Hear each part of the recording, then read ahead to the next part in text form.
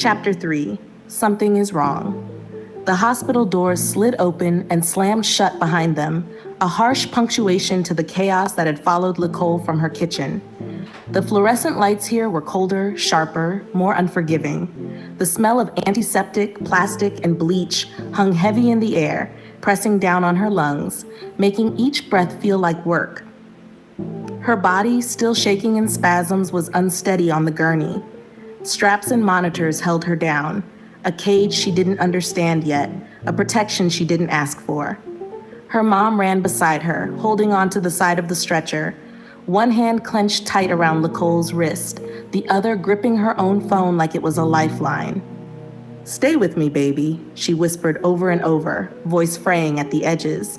"Don't leave me. Please." A nurse met them at the entrance, clipboard clutched to her chest. Room 12, vitals first, then blood work, stat. Her voice was calm but clipped, carrying authority.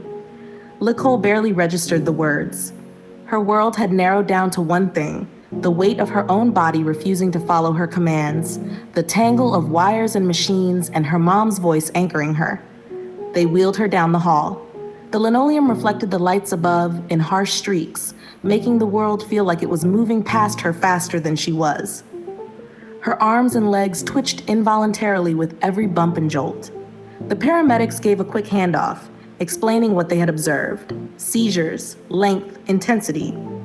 The doctor's faces sharpened, concern flashing briefly before it turned professional. "Vitals are unstable," one doctor said, snapping her attention to the monitors. "We need labs, fast. I want a full panel. Blood work, imaging, everything." Her mom hovered near the gurney, nodding, mouth open to speak, but words caught.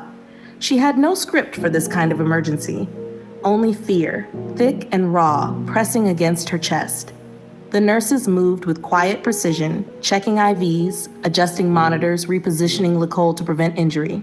Nicole tried to respond, but the seizures made her words impossible. Her chest tightened with each failed attempt, each wave of resistance from her own body. She wanted to tell them she was scared.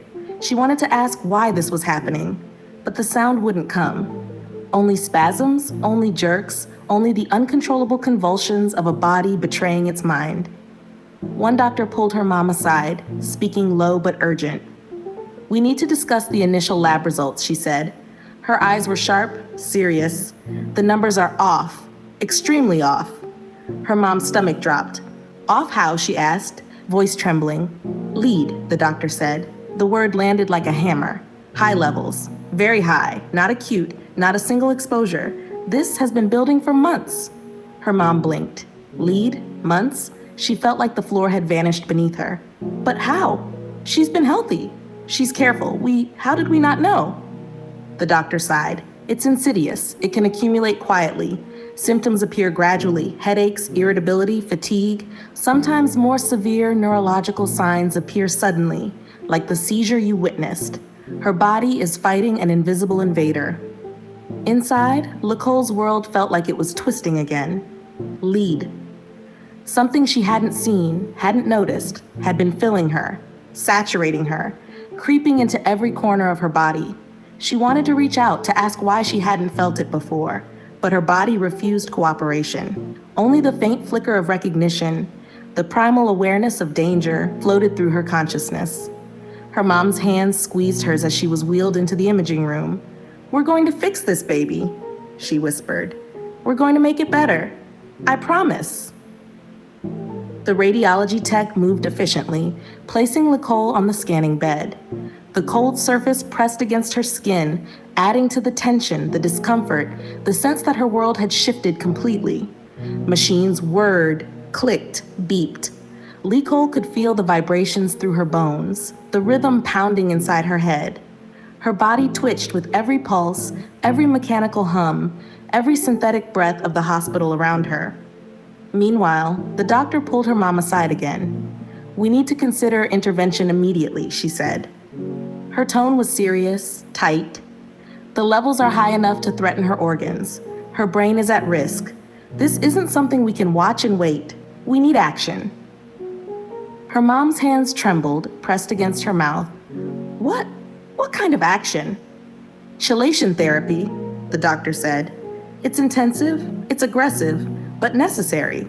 And depending on how she responds, we may need to sedate her, even put her in a temporary coma.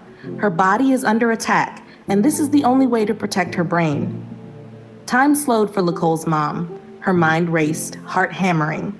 She could see her daughter on the bed, wires running in, monitors tracking every twitch, every spike, every labored breath. She could hear the paramedics and nurses speaking in clipped technical language that felt like a foreign code. All she could do was hold her daughter's hand, feel the slight warmth under her trembling fingers, and whisper over and over, "Stay with me, baby. Please don't leave me."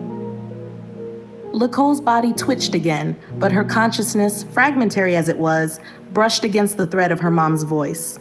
That thread, constant, unwavering, loving, was her lifeline, the only anchor in a sea of clinical chaos. Somewhere in her mind, she reached toward it, tiny, feeble, but real. The doctors worked fast.